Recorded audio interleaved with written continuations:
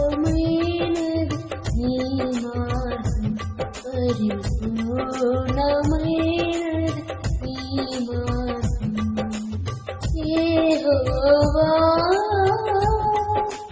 నా శత్రువులు నన్ను చుట్టినను, నరకపు పాశం నరకటినను, వరద వలె భక్తిహీనుల పోలేను, వరద వలె భక్తిహీనుల పోలేను. విడువక నన్ను ఎడబాయని దేవా,